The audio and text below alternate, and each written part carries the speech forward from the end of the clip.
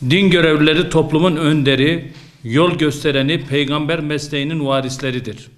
Toplumda kardeşlik bilincinin oluşması, beraberliğimizin tesisi, pandemi, deprem ve tüm olağan ve olağanüstü durumlarda gece gündüz demeden çalışan, koşturan din görevlilerimizi denetleme işi de kanunla, yönetmelikle açıkça belirlenmiştir. Hal böyleyken Hekimhan İlçe Kaymakam Vekili İbrahim Cesur tarafından ilçede camilerin ve din görevlilerinin mahalle bekçileri tarafından denetletilmesi ve bekçiler tarafından din görevlileri hakkında tutanak tutulması kesinlikle kabul edilemez bir durumdur. Bekçinin görevleri arasında din görevlerini denetlemek kesinlikle yoktur. Hekimhan ilçemizde bekçiler üzerinden yapılan denetlemeler ve din görevlileri hakkında tutulan tutanaklar kesinlikle hukuksuz bir uygulamadır ve derhal bu iptal edilmelidir.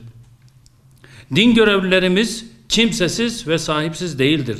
Gece gündüz demeden büyük fedakarlıklarla görevlerini yerine getirmeye çalışan görevlilerimize kimse bu muameleyi reva göremez. Hekimhan Kaymakam Vekili bir ilçenin en yüksek mülki amiri olabilir. Ancak kanunların, yönetmeliklerin uygulanması noktasında en hassas davranması gereken kişi de bir ilçede de kaymakam olması gerekir.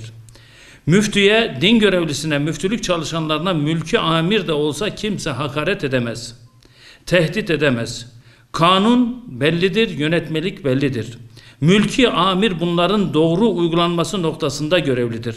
Soruyorum size, bekçiye din görevlisini denetletmek hangi kanunda yer almaktadır? Diyanet personelinin denetlenme esasları kanun ve yönetmelikle tayin edilmiştir. Camiyi denetleyecek kişi ilçe müftüsü, vaizi murakibı veya şube müdürüdür.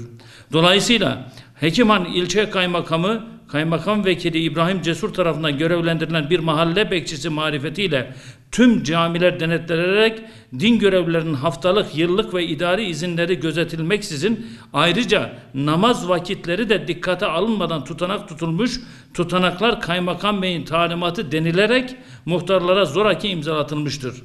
Tutulan tutanaklar kanunsuzdur, geçersizdir ve derhal iptal edilmelidir. Kaymakam Bey müftülüğe gelerek müftülük çalışanlarına bağırarak hakaret etmiş, müftülük personeli ile beraber toplam 20 görevliye uyarı yazısı yazarak ikaz etmiştir. Mahalle bekçisinin hocalarımızı denetlemesi ne anlama geliyor doğrusu çözemedik. Kaymakam Bey ilçedeki kurum müdürlerinden ya da diğer idarecilerden birini mülki amir olarak görevlendirerek denetim yaptırabilir veya ilçe müftüsü ya da vekilini çağırarak personelin görevi ile ilgili denetimlerin yapılmasını doğal olarak isteyebilir. Lakin mahalle bekçisinin böyle bir denetim hakkı yok, böyle bir görevlendirme asla kabul edilemez. Bir de aynen şu ifadeyi kullanmıştır Kaymakam Bey. Sizin sendikanız hangisi? Sendikanız gelsin, şimdi hakkınızı savunsun şeklindeki hakaret ve tahriklerde bulunmuştur. Yukarıda belirtilen olaylar öncesinde ilçe müftülüğünün organize ettiği 04-06 yaş grubu Kur'an kurslarının mezuniyet töreninde il müftümüzün de hazır bulunduğu güzel programda Hekimhan ilçe müftüsüne bu nasıl program ve benzeri cümlelerle bağırarak küçük düşürmeye çalışmıştır.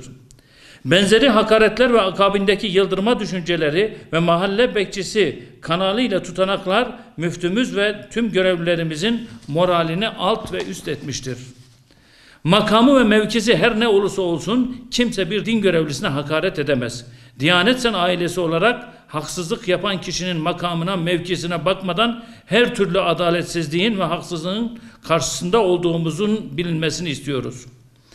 Din görevlilerimiz sahipsiz değildir. Hangi makam ve mevkiden gelirse gelsin, din görevlilerimize yapılan haksızlıklar karşısında susmayacağız ve karşı durduğumuzu her fırsatta beyan edeceğiz. Hukuki çerçevede din görevlilerimizin hakkını savunmaya, onların yanında olmaya devam edeceğimizden kimsenin kuşkusu olmasın. Hekimhan Kaymakam Vekilinin müftü ve müftülük personeli ve din görevlileriyle eşgüdüm halinde çalışması ve ilçedeki tüm kurumlara rehberlik etmesi beklenirken ilçe müftülüğünü hedef alacak onur kırıcı davranışlar içerisinde olduğunu düşünmekteyiz. Zaten kaymakam vekilinin önümüzdeki hafta yeni görevine başlamak üzere ilçeden ayrılacağı söylenmektedir. Bu tayin süreci tamamlanmadan sorunun ivedi olarak çözülmesini talep ediyoruz.